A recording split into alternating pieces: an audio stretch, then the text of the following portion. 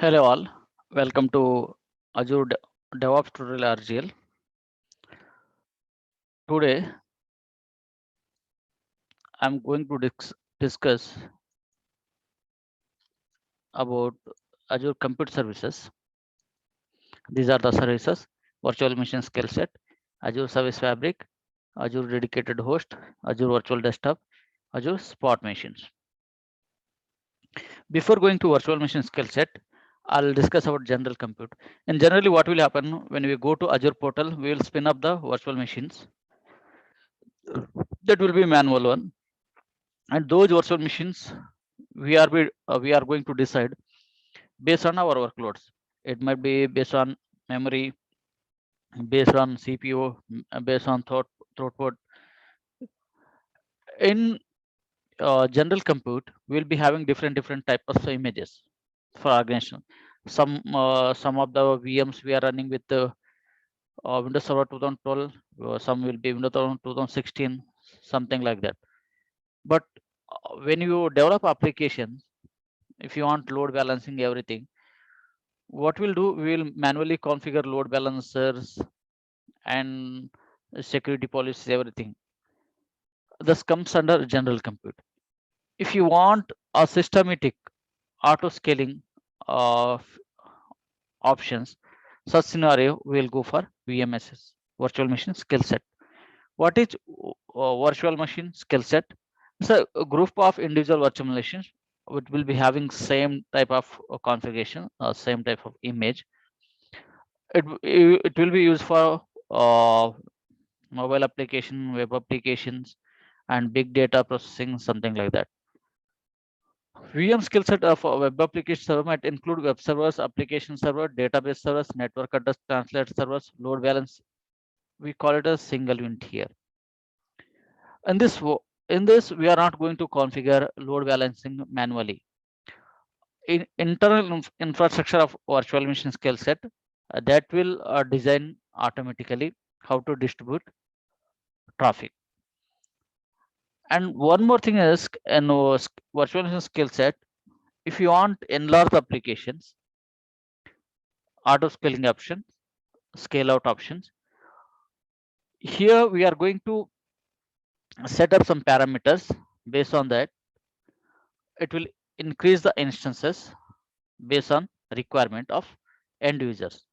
Let's say if more traffic is coming, okay, more load is coming from network, then automatically it will spin up the machines based on requirement. For example, let's say India Pakistan match. Okay, we are not sure how many people watching on web application. Let's say example of Hotstar only.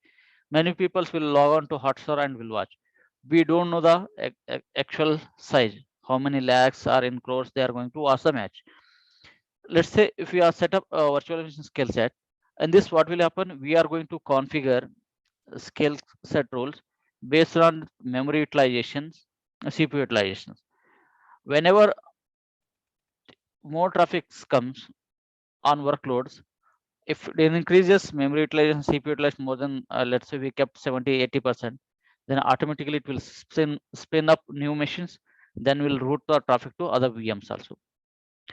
When match is completed, right, then gradually network traffic will coming down. Based on that, your memory and CPU utilization will be going to down.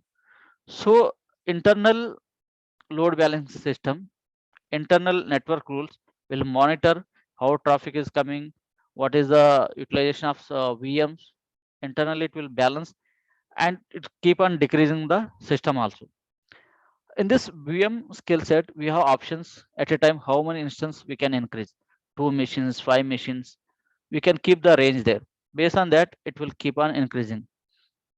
Maximum how many virtual machine we need to set up, that we can give the limit. If you give limit, it won't go beyond that limit. If you don't give the limit, it will keep on going until unless that matrix will meet. Once traffic is down, right, it might be related to VM's what we call CPU utilization or memory utilization, it keep on deallocating the machines. So this is how VMSS will work. In VMSS, when you're creating VMS, there are many ways to deploy it. One is through Azure portal, you can deploy it. Second one is through CLI or Bash. It might be call it as PowerShell or Bash. And you can use ARM template, or you can infrastructure as a code. You can use Terraform to deploy virtual machine skill set. This and JSON also given here. This is the written here. You can read it out for your information. Now we'll come to Service Fabric. What is Service Fabric? If you want microservices need to be deployed on Azure, some scenario we are going to go for Service Fabric. Service Fabric is a platform for easily packaging, deploying, and managing scalable and reliable microservices. If you want to build and operate scalable distributed application, then Azure Service Fabric is a perfect solution. It runs a series of microservices and allows you to deploy your own microservices based on application and system. To deploy your microservices, you need to create an Azure Container Registry. You call it as ACR, and some same location where your services are deployed, and link the registry to resource group. Your registry will manage container instance that will be deployed to Kubernetes clusters. In Service Fabric, there is a controller called Fabric Control. This will monitors and manage service and coordinates with resource for software application. In general term, FC control, what it will do, it will, it's like a heartbeat between clusters and applications. It will keep on checking whether service is good, whether node is good or not. If something there is some issue, right? Automatically it will auto heal. Let's say if a particular VM is not properly working, okay, it will spin up new VM. Then whatever service was there in the defected VMs, right? That will be coming back on another VM. This is how taken care by Azure Fabric Controller. It might be related to issue with the node, might be issue with the VM, it might be issue with services. This is the work of Service Fabric. How can we deploy Service Fabric? Majorly, we are deploying in two ways. One is portal way. First, we are going to deploy Fabric Service SDK, then we are going to deploy Azure Service Fabric. Second one is you can deploy through infrastructure as a code. You can deploy through ARM template, or you can use Terraform for deploying Service Fabric. Azure Dedicated Host. Before understanding Azure Dedicated Host, we'll see how current VMs are working on Azure portal. Let's say you are after creating a resource group, you have spinned up one virtual machine, but you are not sure this particular virtual machine hosted on which host. We don't have any idea. But if you want dedicated host, such scenario, we are going to procure Azure Dedicated Host Service. In this service, all your VM you can keep on your physical host, but no other people are going to host virtual machine or your physical host. It's like your private cloud in Azure. Azure Dedicated Host provides physical service that host one or more Azure virtual machines. Your service server or service is dedicated to your organizations and your workloads. Capacity is not shared with other customers. As I said, it's not shared with other customers. It's your own private one. Host level isolation helps address compliance requirements. Here, one more advantage is that here, whenever you need maintenance, you can set up because you are private. You can schedule your maintenance window. You can send the notification because this complete host under your control and network also under your control. You can manage according to you. A dedicated server allows a client the flexibility of customizing servers to the client unique needs for CPU, RAM, disk space, and software. Here for because see, when host is yours, right, and you have deployed VMs on this particular host, you can adjust CPU, RAM, disk space according to you, because completely this physical host given to you. How do you want to manage? You can manage it. No other no other people are going to host any kind of services on your system, nor they are able to see, nor they are able to log on to your physical host. This called Azure Dedicated Host Service. Now we will come to Azure Virtual Desktops. Azure Virtual Desktops and App Service that runs on the cloud. In this Azure Virtual Desktop, you have n number of licenses. It might be related to Windows 10, Windows 7, Windows 8, whichever you want, you can utilize. And it brings RDS services up to any computer. You can virtualize both desktops and application. Create full desktop virtualization environment in your Azure subscription without running any gateway servers. Publish as many host pools you need to accommodate your diverse workloads. Bring your own image for production workloads for test from the Azure Gallery.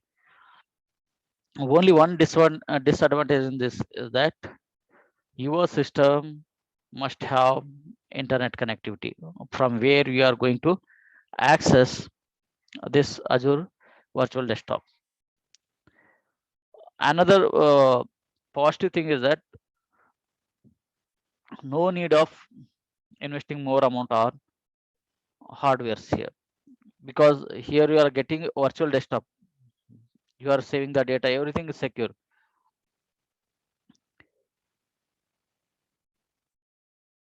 I think you got it right. Here one more thing is that, see, if you don't have internet, you are not able to work it on Azure virtual desktop, whereas on on-prem, even though if you don't have internet connectivity, you can work on systems, you can save the data. But in Azure virtual desktops, if you have internet only, then only you can access and work on. This is a major difference. Azure Spot Machines. And what is the difference in the general compute machine and spot machine? Is that in general compute machines, you have a particular price fix, and there are one more thing is Azure whatever service provider. Here we are talking about Azure service provider. Azure service provider, they are not going to deal your machines. But in Azure Spot Machines, there is a major difference is that when compared to general services, Azure Spot Machines are very cheap. It might be compared to general compute, it might be lesser 70 to 90%. Second thing is that here you won't be having any SLA, and you won't be having any high availability options. Whenever they want, they can deallocate your machines without intimating. They are saying that they are intimating some seconds warning, something that you are not able to see. If you are not on desktop, right, if you are connected to machines, you are working some on work, you didn't see the notification, automatically they will deallocate it.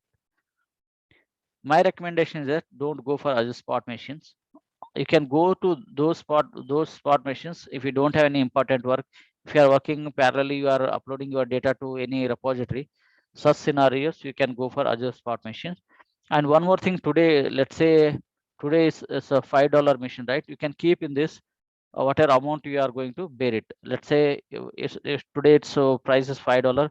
If you want this machine up to price increase $20, right? You can set the price. Beyond $20 goes this SQA price, right? Automatically they will deallocate it. This is how Azure Spot Machines will work. And whatever data you have, you are not going to get it once it's deallocated, because as I said, there is no high availability option in Azure Spot Machines. There is no SLA also. They can terminate at any time. So my recommendation, don't go for Azure Spot Machine until unless you see that particular, because this will differs based on regions. Okay, some regions there might be not that much requirement of that machines. That's the reason they are giving in lower price.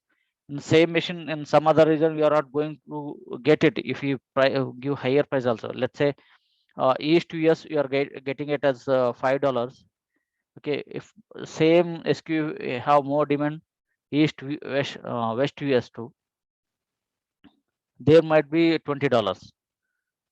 There will be price difference for same EQ based on different regions.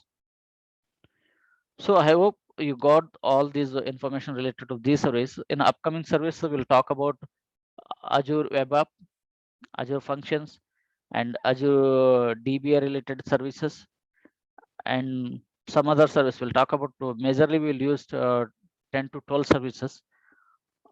There are n number of services, but majorly worldwide we are using. These are the general one services. We'll talk about in second part of this slide, second video. If you like this video, like it, comment it, share with other people. Thank you guys. Have a nice day.